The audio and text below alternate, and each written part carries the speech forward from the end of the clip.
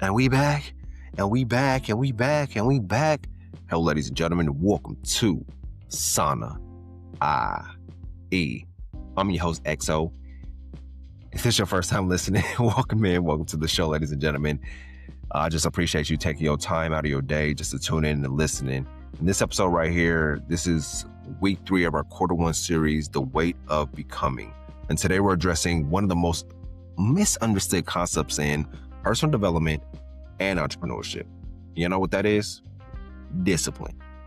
For a lot of Black men, discipline has been framed as grind harder, sleep less, sacrifice everything, keep going no matter what, don't complain, don't slow down, but nobody talks about the cost. Today's episode is about discipline without burnout. How to stay ambitious, consistent, and focused without sacrificing your mental health, peace, or your sense of self. So let's get into it. Why is burnout so common among Black men? Burnout isn't just about being tired. According to the World Health Organization, burnout is a recognized occupational phenomenon defined by chronic workplace stress, emotional exhaustion, mental distance or cynicism, or even reduced effectiveness.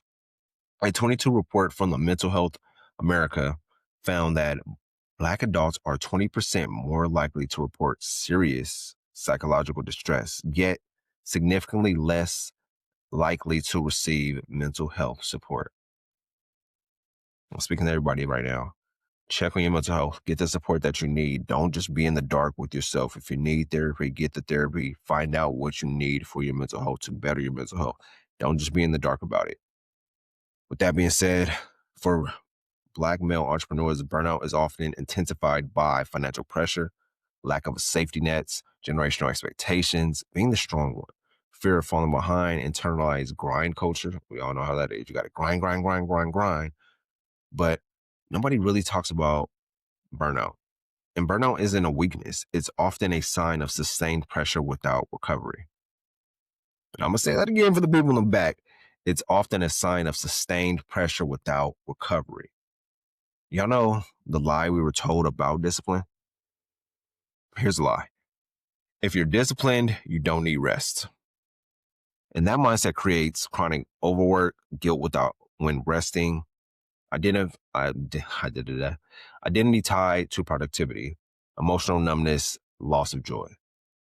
And that's all tied to, not resting, not getting your rest, not implementing your rest in anything you're doing, whether that's working out, building a business, having a 9-to-5. You have to get your sleep, get your rest, and you have your downtime, because that burnout, I'm pretty sure we all had that time where we all burned out. And this is one of the reasons why we never took that time to rest and implement our rest into our days.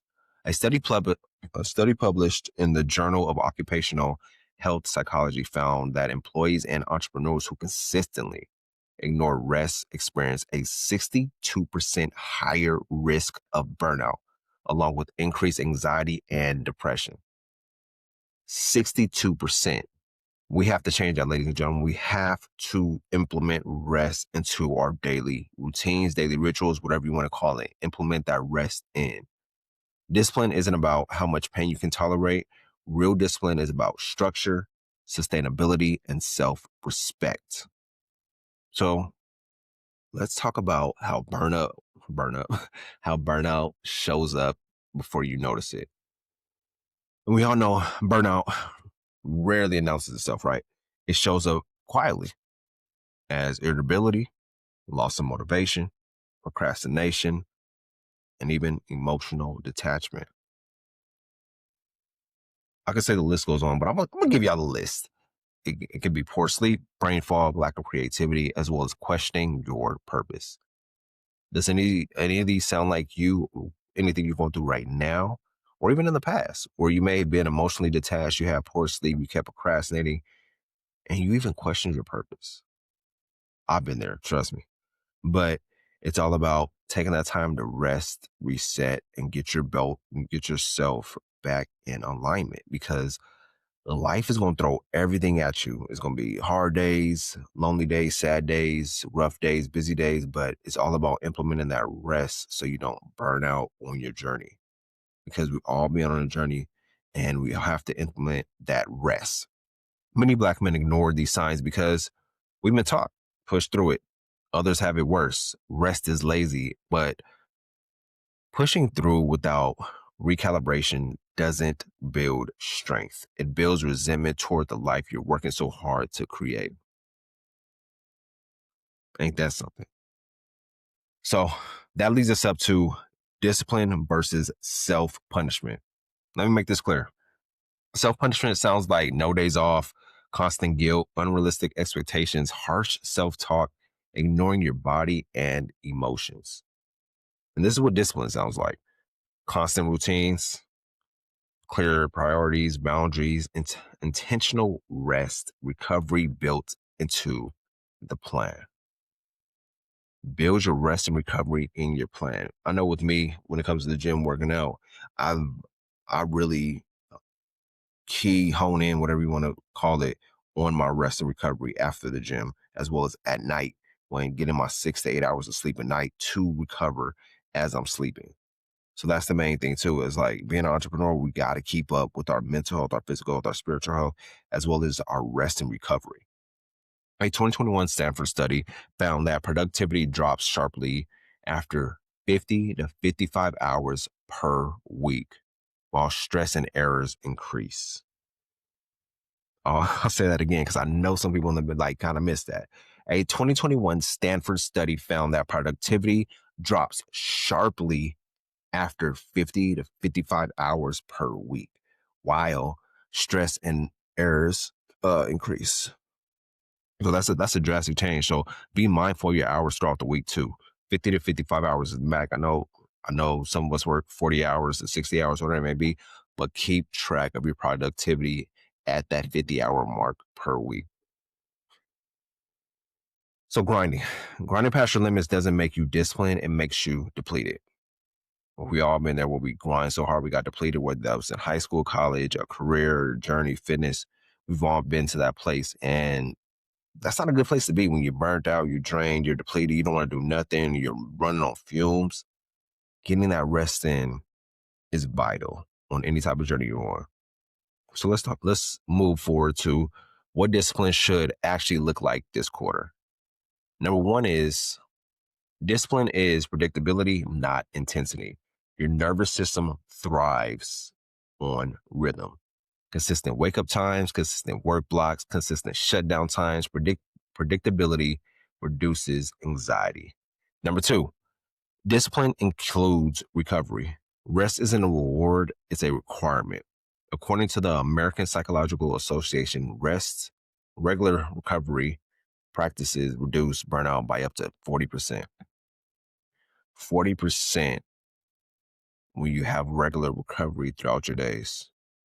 That drops the burnout rates of 40%, below 40%.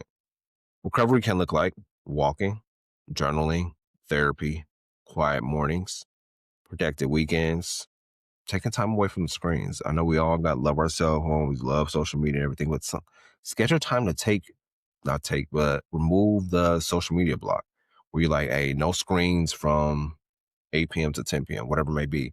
Have that no screen time or even no screen days where maybe Sunday where you're like, yo, I'm just spending time with the family. I don't want to look at my phone or text anybody back. I'm focused on being present with them and not burning out. Number three, discipline requires boundaries. Every yes is a cost. Boundaries protect your energy, your focus, your mental health. Saying no isn't selfish, it's actually strategic. And I'm learning this myself this year is when I'm saying no to protect my peace, protect my energy, protect my space, because we know how it goes when you're always saying yes, yes, yes, yes, yes to people, it drains you. And number four, the last one will be discipline means listening to your body. Fatigue, irritability, and disconnection are signals, not failures. Ignoring signals doesn't build toughness, it delays the collapse. And that's real. Man, I'm just reflecting as I'm reading, as I'm going through this. I'm like, man, I've been through it, the burnout, and it was ugly. And that leads me up to redefining success without burnout. Success that costs you your peace isn't success, it's survival. Ask yourself these three questions. Can I sustain this pace for 90 days? Does my routine support my mental health? And the third question is, am I building something I'll resent later? The goal isn't just to win quarter one. The goal is to still recognize yourself at the end of it.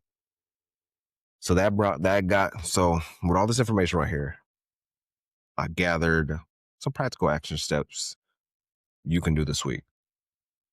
This week, focus on alignment over intensity. Number one, audit your schedule. Remove one unnecessary task. Number two, add one recovery practice, even if it's 10 minutes. It still matters at the end of the day. Number three, set one boundary with your family, with the people you love, with the people you work with, friendships, relationships, expectations. Set one boundary this week. Number four, redefine discipline in your own words. Write what sustainable discipline means to you. Man, honestly, hope this helped you out. At the end of the day, we're all in this together. You don't need to destroy yourself to build something meaningful. Discipline isn't about proving toughness. It's about building a life you can actually live inside. As we move through this quarter, remember, burnout isn't the badge of honor we were taught it was. Pieces. This is Sana I.E. Week 3, baby. we done. On to week 4. Man, I feel like this month is going by quick. We headed to week 4, but we're building ambition that lasts. Always remember that. It's you. We all in this together. That being said, always check on your people. Always check on yourself. You can't pour from an empty cup. Fellas, we got to take care of ourselves, especially in the Black community. We know how it is when it comes to our health, our mental health, and things like that. We have generations of people who had bad health, whether that's diabetes, high blood pressure, cancer. Man, the list goes on.